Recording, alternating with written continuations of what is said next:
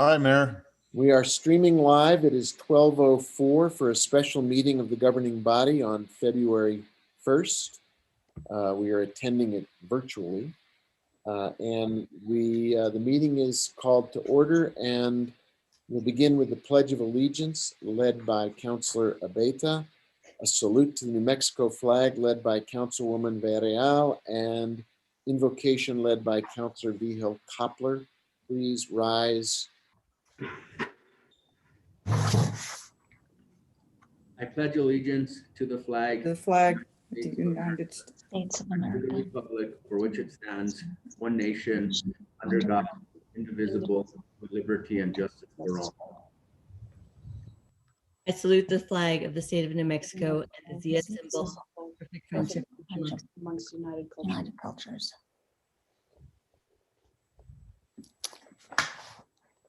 Lord, we thank you for the opportunity to come together this day. We ask that you would guide and direct our meeting so that it is full of wisdom, productivity, and respect for one another. Thank you for helping us to accomplish our work and our goals for this day. Amen. Amen.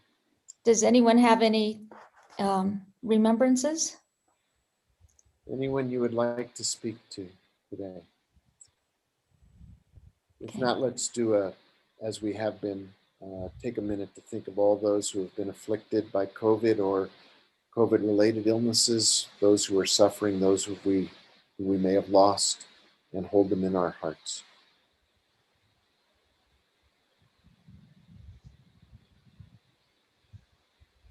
Thank you, everybody. Thank you. Madam Clerk, can you please call the roll for us today? Absolutely. Mayor Weber, Present. Councilor Abeyta, Here. Councilor Cassett Sanchez. Here. Councilor Garcia, Present. Councilor Lindell. Here. Councilor Rivera, Here. Councilor Romero Worth. Here. Councilor Vigil Koppler, Here. Councilwoman Villarreal. Yes, here. Mayor, you have a quorum. Thank you very much. Item number 6 on our agenda for today is an approval of the agenda. Is there a motion to approve the agenda? Move to approve. Second. We have a motion to approve the agenda from Councilor Lindell and a second from Councilor Vigil Koppler. Madam Clerk, could you call the roll on that motion, please? Yes. Councilor Abeyta, Yes. Councilor Cassett Sanchez, Yes. Councilor Garcia, Yes. Councilor Lindell, Yes. Councilor Rivera, Yes. Councilor Romero Worth, Yes. Councilor Vigil Koppler, Yes. Councilwoman Villarreal, Yes. and Mayor Weber. Yes. And Motion has been. thank you, Madam Clerk. Could you also bring us to item 7A? It's a discussion action item on the agenda. If you would read that so anyone who is listening knows what we are taking up next.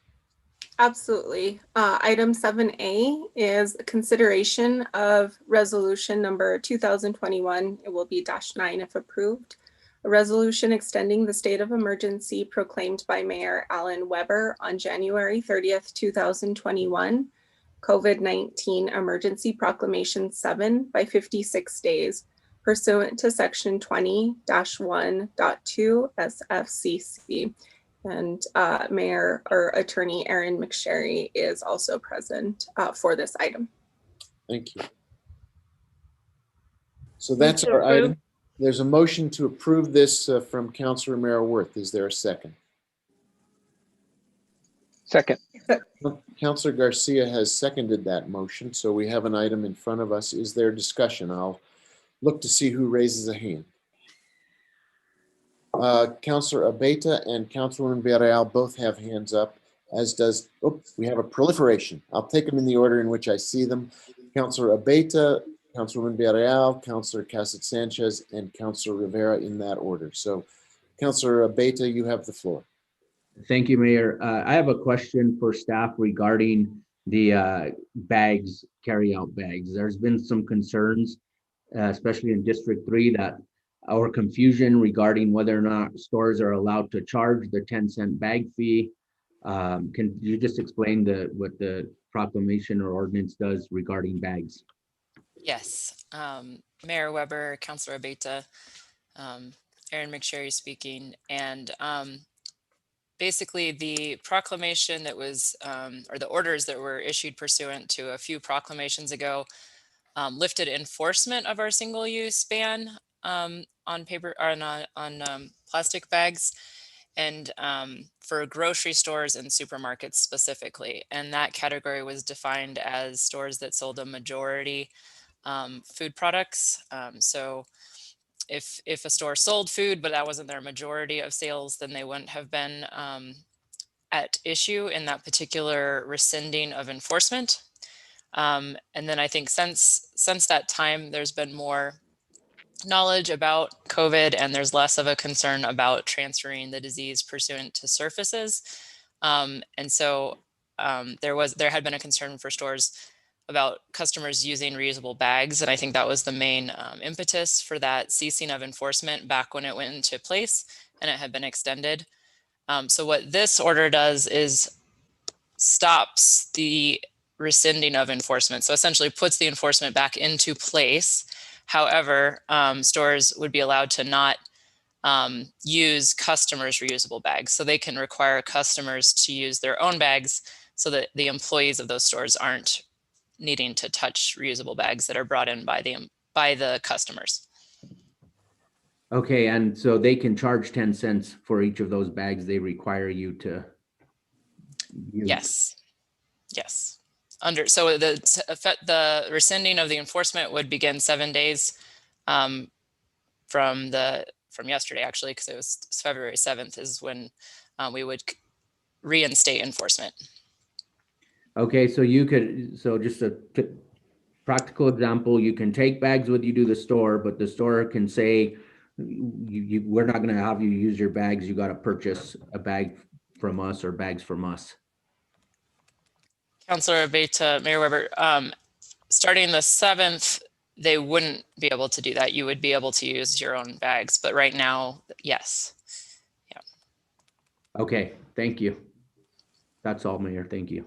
Thank you. On Council. that point, On Mayor? that point, Okay, let's take one at a time. Councilor Merrill-Worth on that point.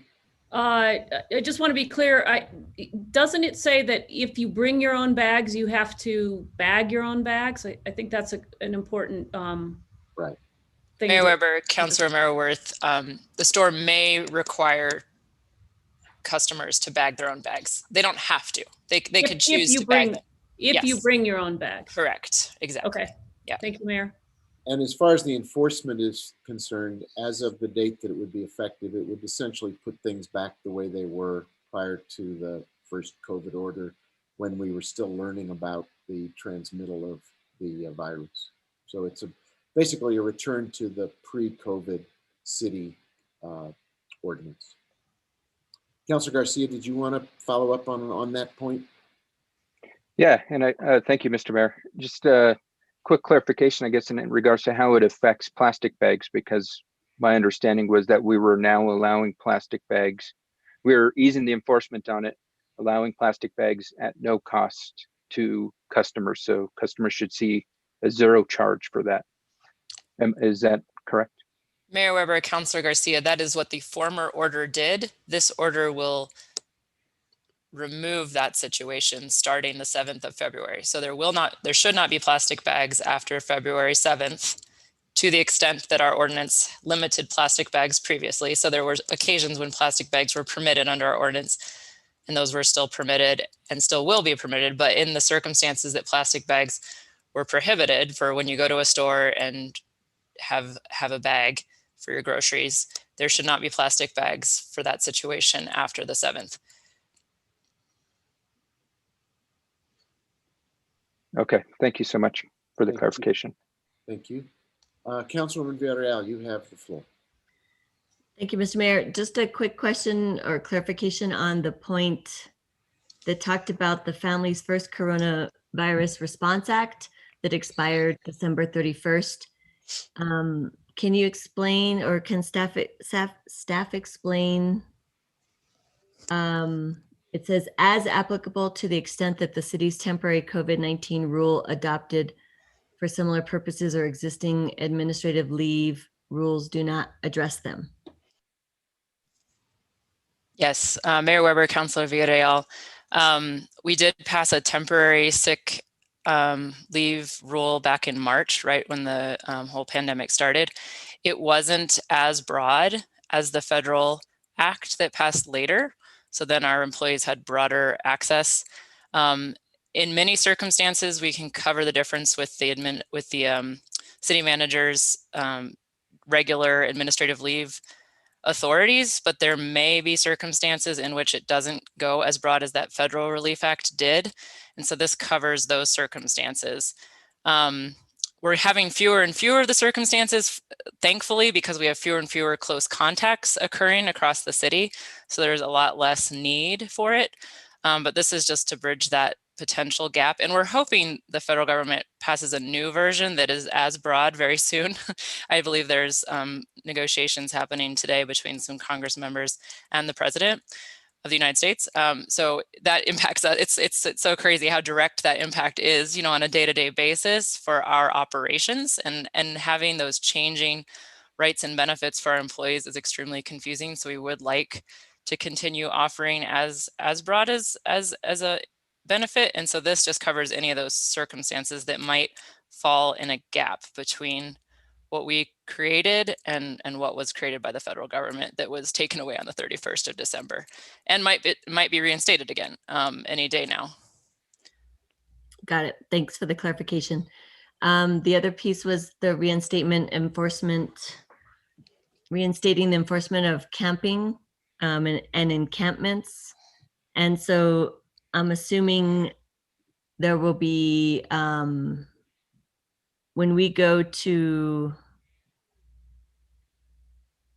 notify the folks that have encampments, are we assisting to support them to move to a shelter or other locations? Yeah, Mayor Weber, Councilor Villarreal, just a quick clarification. So it's just in city parks that the change is happening. So there still would be this policy to try to not remove people if possible when it doesn't have an impact on health or environmental regulated or just health in general. But then I think I might defer to City Manager LaPanhill and Director Ochoa on the specific plan on how to deal with the encampments. Jarrell, Kira, who wants to speak to it? Yeah.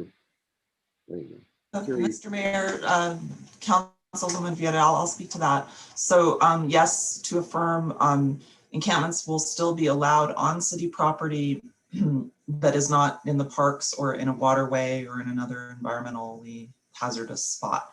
And there is a protocol in place where both officers and others who encounter folks in encampments that need to move, direct them to shelters at Salvation Army, and also to let them know that they are allowed to camp in other places. We're actually working on really just helping give tools to the folks that are having these encounters where they can clarify where allowable areas exist so that we can minimize disruption for folks and hopefully get them connected to services whenever possible. As this body knows, the fire department's NEHO team has been doing follow-ups with people in encampments to connect them to resources as well when they don't want to go into shelter.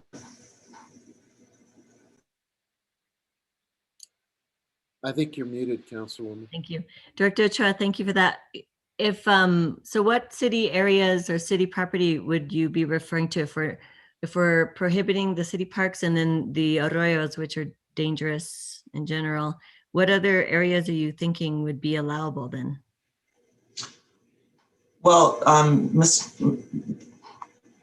Mayor, Councilwoman Villarreal, all city property that doesn't fall into those categories is allowable under this proclamation.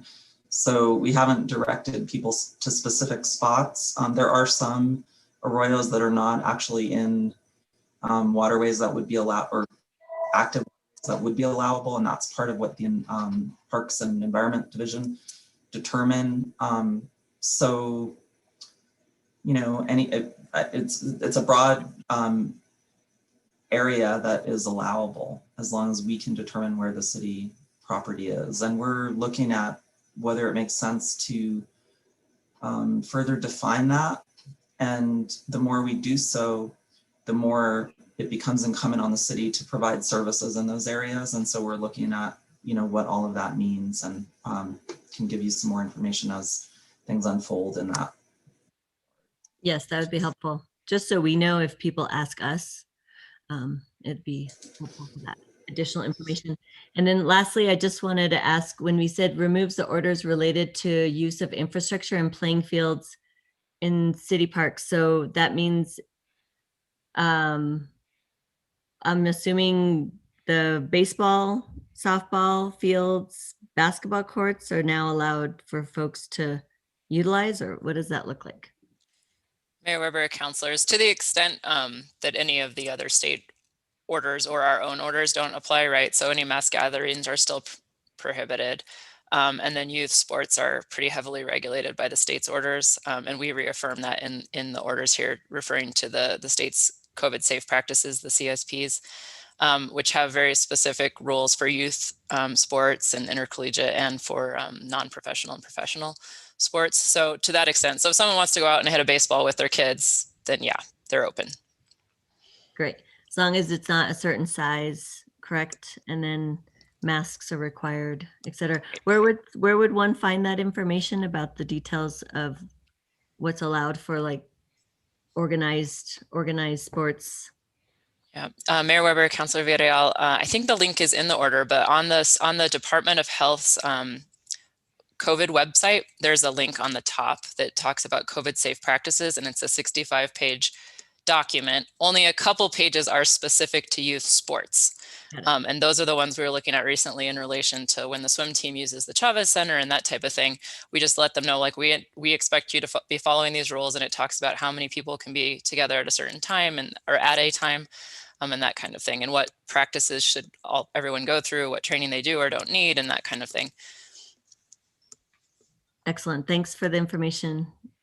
That's all I have. Thank you. Councilor Cassett Sanchez, you have the floor. Thank you very much, Mr. Mayor. Just briefly following up on Councilwoman Villarreal's questions. Playgrounds are open then, correct? Okay, great. Mayor Weber, Councilor, yes. Yes. Received a lot of questions about that one, so I know a lot of people will be happy. I was hoping to hear a little bit more about the testing program that we'll be implementing with employees. Which tests are we utilizing? Are people going in? Are we doing the mail-in tests? Is it the one where they poke your brain, or the one where you spit into a tube?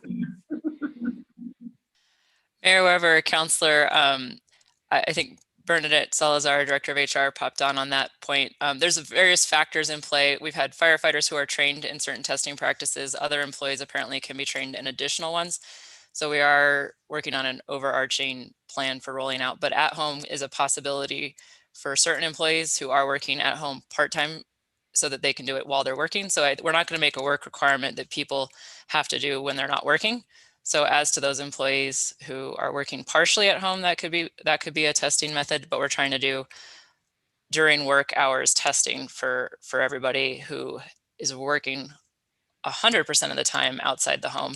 And then there might be some flexibility for those who are partially working from home, partially working at a work site or in the public. But I'll let Director Salazar fill in some more information there. Thank you, Mr. Mayor, Councilor Cassett Sanchez. So we've been working on a plan to have categories of employees. So the employees who are working on site, who might not be able to leave their shifts. So that would be primarily our public safety personnel, perhaps employees in environmental services, and we would work with our fire department to get the testing to them. Then we have the employees who are coming to work on site, but are able to leave to go to a testing facility that we would like to establish for city employees. And then they would get tested. It would be during their work hours. And that's how they would be tested. And as Aaron explained, we would have the employees who are working from home who we could potentially have the at-home kits process for those employees. So we're working with department directors and supervisors to get that all processed. Great, thank you. And then who are we partnering with to be running the tests? Is this through DOH or is this through one of the hospitals? Mr. Mayor, Councilor Cassett Sanchez, it would be through DOH. Okay, thank you so much. I believe those are all my questions. Thank you. Councilor Rivera, you have the floor.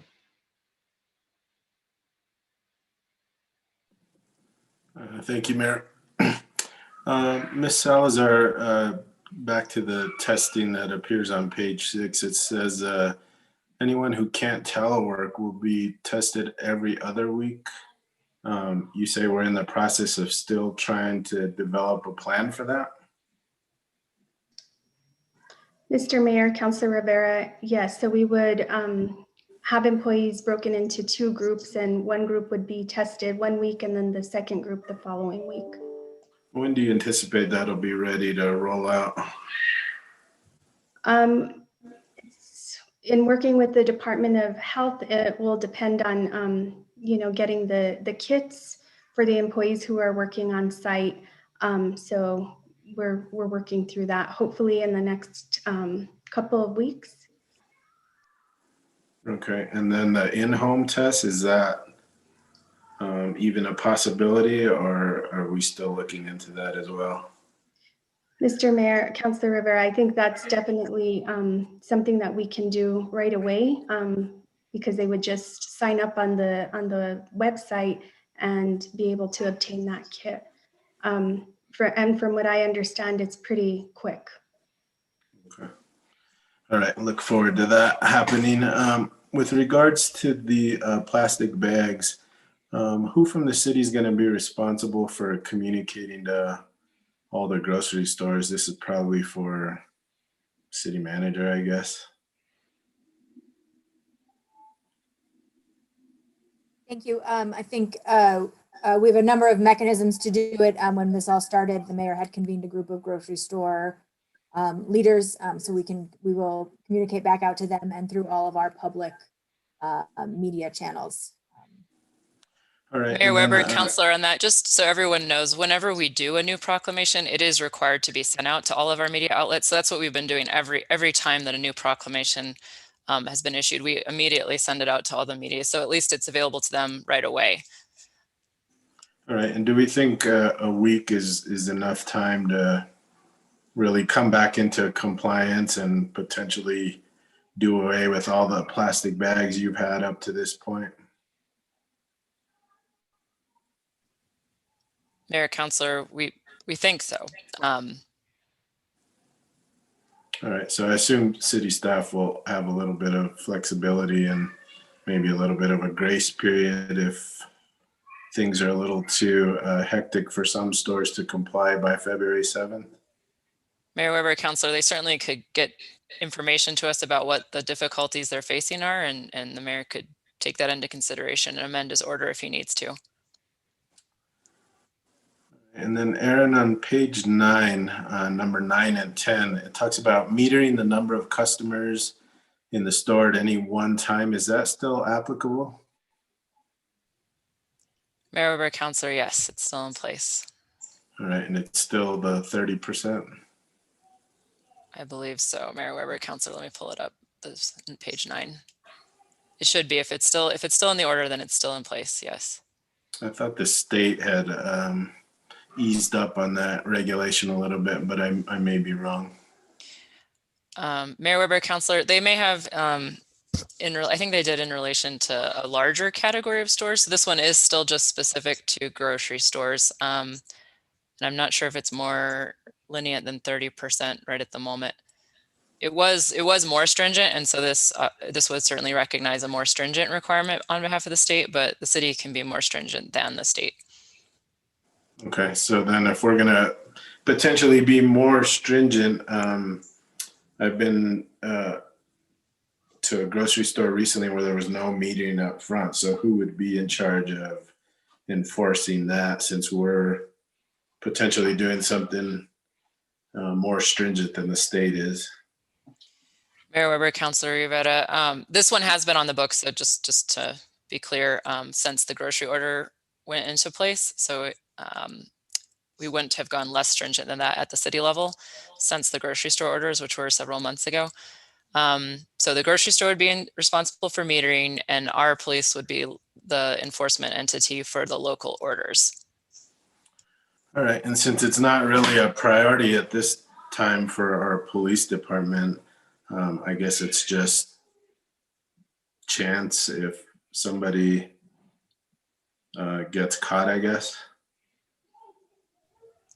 Mayor Weber, Councilor, I think they would respond to a report of a violation. And they typically, I mean, if they have a question, they've been good about calling my office. I haven't had a question about this specifically, but we would advise them.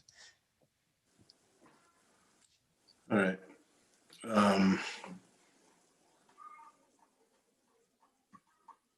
I'll leave it at that for now. I think that was it for now. I think my other questions were answered by other counselors, or asked by other counselors. So thank you, Mayor. Thank you, Counselor. Counselor Garcia and then Counselor Vigil Kaplan. Thank you, Mr. Mayor. I know that we have our concerns and challenges around plastic bags. But I do have concerns of us going back to reinforcing or enforcing the single-use carry-out ordinance that we have on the books. This is something that when we were lax on this, I got a lot of feedback of support that the city was actually looking out for consumers during times of a pandemic when people are out of work and every penny counts. So I guess I'm trying to wrap my head around what is our justification or reasoning why we want to put this reinforcement in place, especially while the pandemic is probably at its highest peak and we're seeing new strains pop up and we're not out of the weeds. So I just want to be able to communicate clearly to constituents why we are going to be enforcing this ordinance again.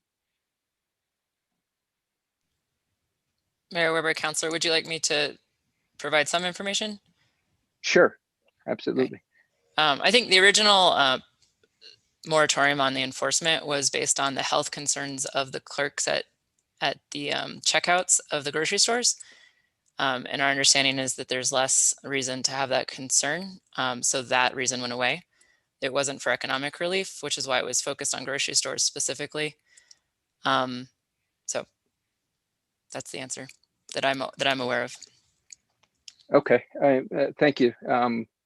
Paper bag or plastic bag, I don't see the difference of clerk packing within the material. Mayor, Councilor, just to clarify, it was more about customers bringing in their reusable bags. It wasn't about the material. So it was just easier for the grocery stores to comply with giving bags to customers by allowing them that flexibility between paper and plastic. Understandable, but I still think with us giving folks the option of having plastic bags at no cost to them, especially if they don't have reusable bags, it's at least the city showing that we're doing everything we can to not impact consumers financially. So, I mean, I think we should not be back to reinforcing this, at least until we're in better space with this pandemic. Another quick question: when grocery store charges for a bag, do we not take a cut of that money? And if we do, are we continuing to collect that, or are we allowing a moratorium for collecting on those costs? Mayor Weber, Councilor, so the moratorium did apply to, so we were not going to enforce the requirement to send the funds to the city during that moratorium. So now we will. And during the time that stores were collecting, it is, as far as we can tell, the ones that we're collecting were also sending money to the city. So like Walmart, which I don't know if it sells a majority of its sales as food. It doesn't seem like that's likely, so it's probably they were not covered by the moratorium, so they were still collecting and still paying the city as well. Okay, so we will begin to collect on the paper bag usage beginning on February 7th. Mayor Weber, Councilor, and we already were for anyone who wasn't subject to the prior order as well. Yes, both of those. Okay. As I mentioned before, I would like us to not move forward with the enforcement of single carryout bags. I do understand, and I am strongly against the use of single use bags. You know, in particular, how they just never go away, and they're bad for our future. But during a pandemic, when you're talking, if somebody doesn't bring their bags, they can be charged upward to 50, 70 cents per visit. That can impact folks, especially folks who are out of work. And I think we need to be doing everything we can to support our community members during this pandemic. So I don't know how we would work that out, if we would strike certain language in item J to not begin this enforcement. And I do have the same concerns that Councilor Rivera brought up. A week is not sufficient. I was just at the grocery store yesterday, and they've got boxes upon boxes of these things. And I think we need to be working together as a community to support each other during this pandemic. And if that means allowing for single-use bags for a couple more months, then we should do that. So I guess I'll ask for guidance on how we might be able to strike that from this proclamation. Mayor Weber, Councilor Garcia, it's not in the proclamation. It's in the order issued by the mayor from Saturday. So the governing body could introduce legislation to do what you're describing. The orders are not what we're voting on today. It's just the extension of the proclamation. So we'd have to introduce legislation, go through weeks of introduction. And I mean, okay, well, I think it's unfortunate that we're going to be passing these costs onto folks who, in some instances, every penny counts. That's all I have. Thank you, Councilor. Councilor Vihel Copper, you have the floor.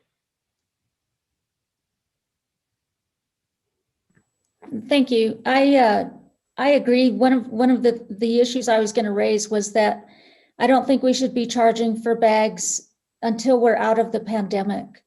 It does affect people in the grocery stores, and even, you know, I was listening to Ms. McSherry speak about, you know, the difference between those who sell food and don't sell food, but there are families who need to buy diapers, formula, toothpaste, toothbrushes, things like that.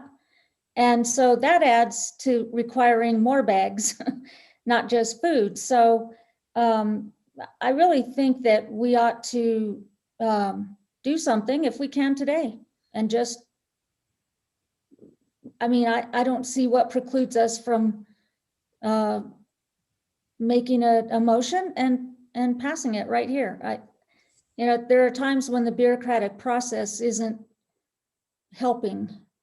So I don't know if there's any appetite for that, but I agree with Councilor Garcia about the charge.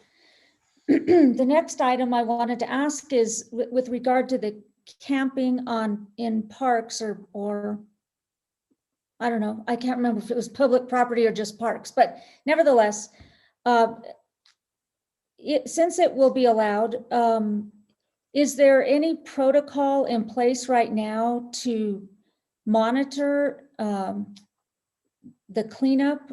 And that is that some campers are transient, so they might leave behind their stuff, trash, go somewhere else and park and camp in other parks as they move around the city. So I think we can't rely on them just staying in one place, but is there some kind of protocol with staff to go and follow up, even on a daily basis, to see what's going on in the parks, to get them cleaned up so that we don't have a situation like we have in the dugouts at Franklin Miles?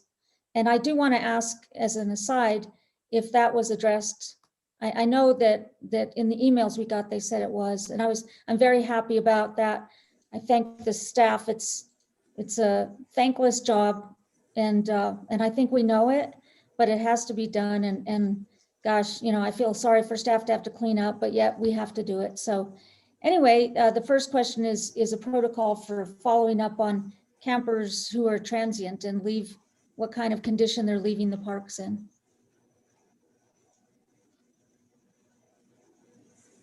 Mr. Mayor, Councilor Vihel-Coppler, I can answer to that. First of all, just to clarify, the proclamation we have before us prohibits any camping in any parks. So that will not be allowed anymore. So as for people moving from one park to another, you know, that's not allowed. Follow up once folks have been issued a notice that they need to move, they get 24 hours to do so. They're allowed to move to, again, any city property, as I mentioned, that isn't in a waterway, et cetera. And then can you just say that part again then? 'Cause that's what where I went wrong. So the current proclamation does not allow any camping in any city parks. And Mayor Weber, Councilor Ms. Ochoa, I just want to clarify, it's the order, not the proclamation that says this. And so our ordinances generally prohibit camping in city parks. There had been a moratorium on enforcement of that pursuant to a policy adopted by the city manager. This new order restricts the policy to be implemented on city parks. So it still has to be pursuant to the policy, but it can't happen on city parks. Okay, well, wait, before we go on, let me start over then. Okay, so we are not allowing any camping on city parks or any city property, right? Mr. Mayor, Councilor Vihel-Coppler, we are not allowing camping in city parks, but we are allowing camping on city property that are not parks. Oh, like what would that be? Where would that be? In the parking lot? There are a lot of options for people who, you know, under that broad definition. Okay, well then probably my question makes it even harder. I mean, how are we set up with a protocol, a schedule, whatever, to monitor where people are camping and provide for cleanliness and pickup, so that we don't keep getting complaints like we did at Franklin Miles Park? Mr. Mayor, Councilor Vihel-Coppler, that's an excellent question. I would say we're not ideally set up for that, but we're moving toward that. I think what we have now is a way of communicating with folks that are being told they need to leave in 24 hours. At that point, the information about where they are will be given to fire department staff, and they can connect with those folks, be told about shelters, be told about other resources. We're looking at, as I mentioned, in response to Councilman Villarreal's, we're looking at whether we want to sanction certain areas of city property for the purpose of allowable camping or not, and what that would take in terms of infrastructure supports, et cetera. Right now, it's not ideal, but you know, what people have been doing is camping in a lot of different places, and what outreach staff hear from them, including officers, is it would be really nice to know where we can go. And so we're working on things like maps of allowable spots. And then really it's about forming that relationship with the people who are out there between the MIHO staff and other staff, you know, being able to communicate with them. Sometimes MIHO staff has their cell phone and can call and, you know, say, how are you doing and what kind of services can we get you today and what do you need today? So we're working on it on a case-by-case basis, but there is a protocol in place where, at least unlike previously, there is a protocol in place to try to keep in connection with folks and keep them connected to services. Part of the reason we didn't, you know, we didn't prohibit camping in parks at the height of the pandemic was in order to, you know, forge more of those ongoing outreach relationships. But of course we have to balance between park parks by other people. And so we're hoping that this is the next step of the balance, but it's far from a perfect solution. Okay. Great. Thank you. Thank you, Mayor. Thank you. Yeah, a couple of points. Let me try to provide a little context because I think these are really very important questions. On the question of encampments, really encampments are a subset of our much larger effort to deal with the concerns, problems, and needs of our residents who are experiencing homelessness. And as you all know, over the last couple of years, we've made significant strides with a strategy for homelessness. It starts with joining the Built for Zero coalition. I remember Councilor Vigil Koppler, how enthusiastic you were when you attended that session with some of the rest of us over at the convention center, and Roseanne Haggerty from Community Solutions was there. They just got written up in the New York Times last week for their work at pioneering a really comprehensive approach to ending chronic and veteran homelessness.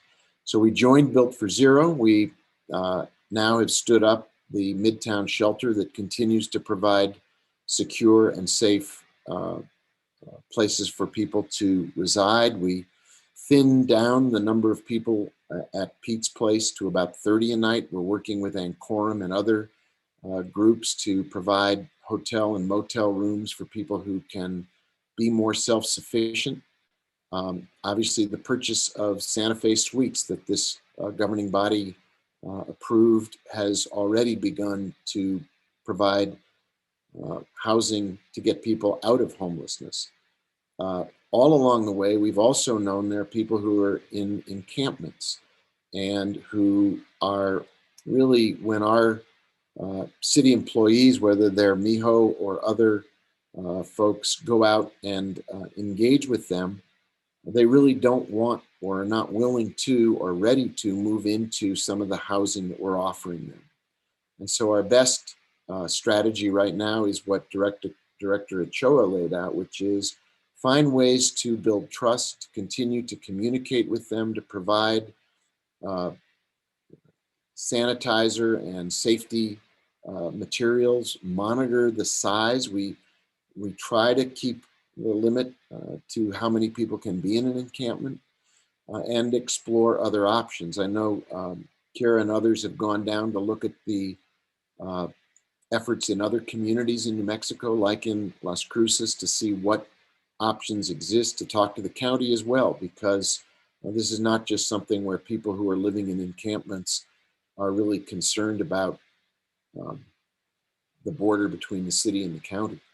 So it is one of the, when we look at our overarching strategy for people who are experiencing homelessness, I think the encampment piece is probably the thorniest and knottiest part of that issue, because these are folks who, even though we make rooms available or offer rooms to them, they are not always willing to accept that.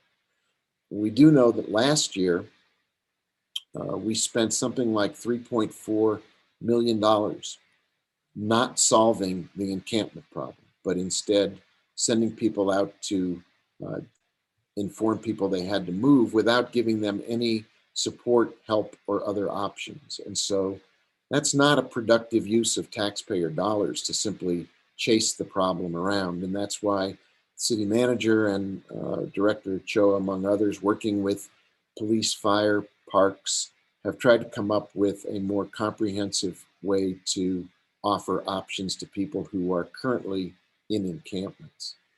On the bag, paper bag, plastic bag, bring your own bag discussion, I think this current step simply puts things back to the status quo the way it was before COVID hit, at which time we had a community-wide consensus that we wanted to be a city, a community that was focused on sustainability and discourage the proliferation of plastic bags that, as Councilor Garcia said, simply don't break down. They're not going to go away. They become litter problems. They become a permanent part of our landscape and of our use of petroleum products to produce them. The option now would exist for people to return to what we did previously, which is to bring your own bag from home. It could be a paper bag if you've collected them from previous shopping expeditions. It could be a bag that is reusable, and simply bring it in and pack your groceries yourself, as was the practice previously. We will, as was suggested, get back out to talk to the group of supermarket general managers. I've now had 3 at least Zoom calls with them to get their input as we move forward on issues like the one Councilor Rivera asked about, keeping count, maintaining distancing inside the supermarkets and grocery stores.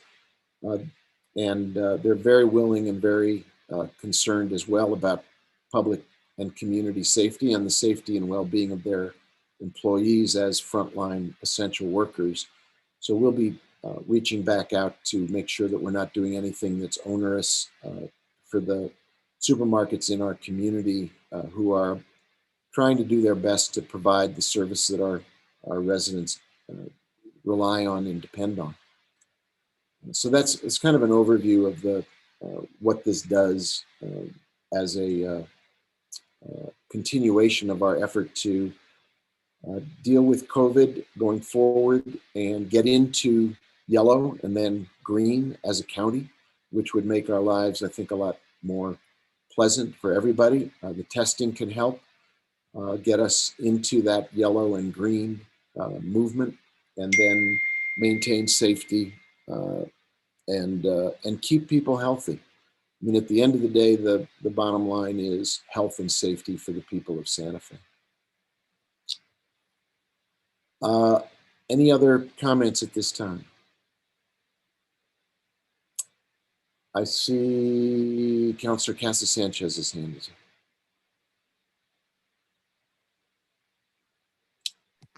Sorry, my mouse disappeared and I couldn't click the unmute button. I had a quick question. I know that we had printed, I believe that we had printed a number of reusable grocery bags for Santa Fe Promise. Am I correct in that belief? And do we have any left over that we might be able to give to grocery stores in order to assist individuals that don't have their own reusable bags? Yeah, we can explore. I know that many of our residents received them on their front steps or on their in the lobby of their apartment buildings. We'll try to find a way to get more help out to folks who need a recyclable self-pack bag like that. It's a great suggestion. Thank you. Thank you. Other questions or comments at this time? If not, could the clerk please call the roll on the motion? Absolutely, Mayor Weber. Councilor Cassett Sanchez? Yes. Councilor Garcia? Yes. Councilor Lindell? Yes. Councilor Rivera? Yes. Councilor Romero-Worth? Yes. Councilor Vigil Koppler? Yes. Councilwoman Villarreal? Yes. Councilor Beta? Yes. Mayor Weber? Yes. Item has been approved, Mayor. Thank you. Thank you for the very productive discussion. I think as we make our way through the pandemic and continue to adjust and adapt, having a robust discussion of these issues is really productive, and I really appreciate everybody's participation. And to the city attorney, thank you for being there, and Director Ochoa as well. Appreciate your contribution, Director Salazar. At 12:53, we are adjourned. Thanks, everybody. Have a good day and good week.